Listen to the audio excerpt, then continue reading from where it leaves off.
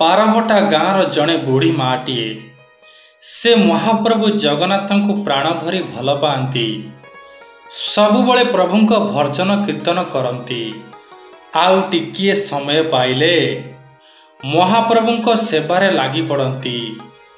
ଆଉ ମୁଖ୍ୟ କଥା ହେଲା ଯେ ସେ ମହାପ୍ରଭୁଙ୍କୁ ତାଙ୍କ ପରିବାରର ଏକ ସଦସ୍ୟ ବୋଲି ମାନି ନେଇଛନ୍ତି।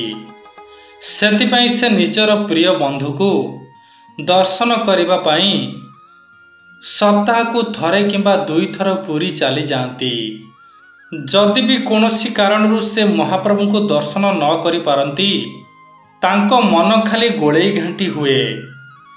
ଆଉ ସେ ଯେତେବେଳେ ବି ମହାପ୍ରଭୁଙ୍କୁ ଦର୍ଶନ କରିବାକୁ ଯାଆନ୍ତି, ସାଙ୍ଗରେ ନଡ଼ିଆ, ପିଜୁଳି, କଦଳୀ ଆଦି ଇତ୍ୟାଦି ଯାହା ବି ତାଙ୍କ ବାଡ଼ି ବଗିଚାରେ ମିଳେ ତାହା ନେଇକି ଯାଆନ୍ତି। କେତେ ଶ୍ରଦ୍ଧାରେ ମନର ଟିକିଏ ତ୍ରୁଟି ନ ରଖି ପ୍ରଭୁଙ୍କ ନିଜ ବାଡ଼ି ବଗିଚାର ଫଳ ଖୁଆଇ ଦିଅନ୍ତି।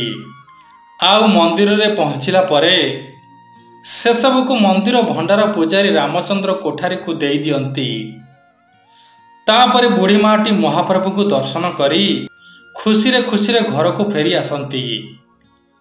ଆଉ ରାମଚନ୍ଦ୍ର କୋଠାରୀ ବୁଢ଼ୀ ମାଟି ନେଇଥିବା ଜିନିଷକୁ ନିଃସ୍ୱାର୍ଥପର ଭାବେ ମହାପ୍ରଭୁଙ୍କୁ ସମର୍ପଣ କରିଦିଅନ୍ତି। ଏହିପରି କିଛି ଦିନ ଘଟିଲା ପରେ ରାମଚନ୍ଦ୍ର କୋଠାରୀ ଏବଂ ବୁଢ଼ୀ ମାଙ୍କ ଭିତରେ ଗୋଟିଏ ନିବିଡ଼ ସମ୍ପର୍କ ଗଢ଼ି ଉଠିଲା।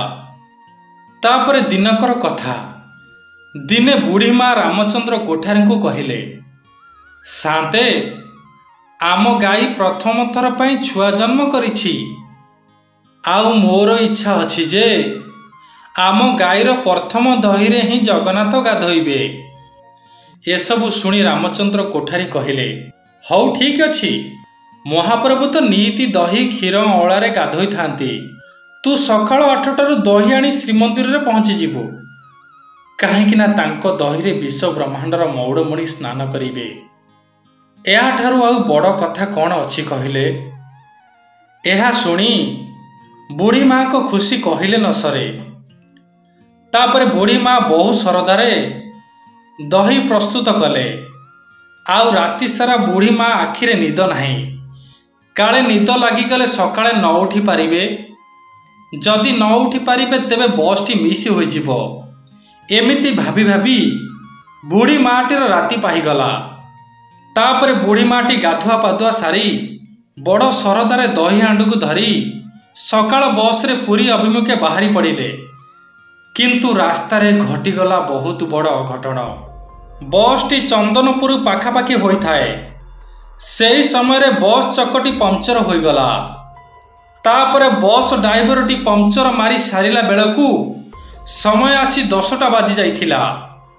ବୁଢ଼ୀ ମାଟିର ମନ ବ୍ୟାକୁଳ ହୋଇପଡ଼ୁଥାଏ। ସେ ଖାଲି ଗୁଣୁ ଗୁଣୁ ହୋଇ ମନେ ମନେ କହୁଥାନ୍ତି, ଗୋସାଇଁ ତ କହିଥିଲେ ସକାଳ 8ଟାରେ ପହଞ୍ଚିଯିବୁ, ହେଲେ ସମୟ ଆସି 10ଟା ହେଲାଣି। ଆଉ କ'ଣ ପ୍ରଭୁଙ୍କ ସେବାରେ ଦହି ଲାଗିପାରିବ? ଏମିତି ସବୁ କିଛି ଚିନ୍ତା କରି କରି ବୁଢ଼ୀ ମାଟି ଶ୍ରୀମନ୍ଦିରରେ ପହଞ୍ଚିଗଲେ।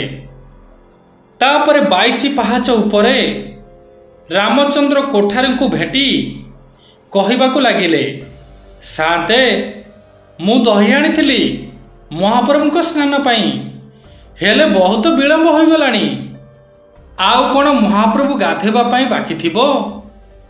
ସେଉଠୁ ରାମଚନ୍ଦ୍ର କୋଠାରୀ ମାଙ୍କୁ ଚାହିଁ ମୁରୁକି ହସି କହିବାକୁ ଲାଗିଲେ, ମାରେ, ମହାପ୍ରଭୁ ଏପର୍ଯ୍ୟନ୍ତ ଗାଧୋଇ ନାହାନ୍ତି। ତୋରି ଦହିରେ ଗାଧୋଇବ ବୋଲି ଏପର୍ଯ୍ୟନ୍ତ ଗାଧୋଇ ନାହାନ୍ତି। ସେ ମଉଡ଼ମଣି ଚାହିଁ ରହିଛନ୍ତି ତୋରି ଆସିବା ବାଟକୁ ଲୋ, ତୋହରି ଆସିବା ବାଟକୁ। ଆଜି ସକାଳେ 2 ଜଣ ସେବାୟତଙ୍କ ମଧ୍ୟରେ ମନାମନାନ୍ତର ହୋଇଥିଲା। ସେଥିପାଇଁ ଏପର୍ଯ୍ୟନ୍ତ ପ୍ରଭୁଙ୍କ ସ୍ନାନ ହୋଇପାରି ନାହିଁ। କିନ୍ତୁ ବର୍ତ୍ତମାନ ସମସ୍ତେ ଗଲେଣି ପ୍ରଭୁଙ୍କ ନୀତିକ୍ରାନ୍ତି କରିବା ପାଇଁ। ଏହା ଶୁଣି ବୁଢ଼ୀ ମାଟି କାନ୍ଦି ପକାଉଥାନ୍ତି। ତାଙ୍କ ପାଟିରୁ କିଛି କଥା ବାହାରୁ ନଥାଏ। ତାପରେ ସାନ୍ତେ କହିଲେ, ମାଲୋ, ତୋ ଆଖିରୁ ଆଉ ଲୁହ ଝରନା, ଦେ ମୋତେ ତୋ ଦହି ଦେ, ତୋରି ଦହିରେ ପ୍ରଭୁ ଆଜି ସ୍ନାନ କରିବେ। ଏହା କହି ବୁଢ଼ୀ ମାଟିର ହାତରୁ ଦହି ନେଇ ମହାପ୍ରଭୁଙ୍କୁ ସ୍ନାନ କରାଇଲେ। ଆଉ ତାପରେ ବୁଢ଼ୀ ମାଟି ଖୁସିରେ ଖୁସିରେ ଘରକୁ ଫେରିଲେ।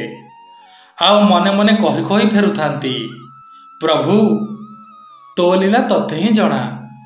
ହଁ ବଧୂମାନେ, ଦେଖିଲେ ତ କିପରି ମହାପ୍ରଭୁ ସେବାୟତଙ୍କ ମଧ୍ୟରେ ଝଗଡ଼ା ଲଗାଇ ଭକତର ସେହି ଶରଧା ଦହିକୁ ଅନେଇ ବସିଥିଲେ।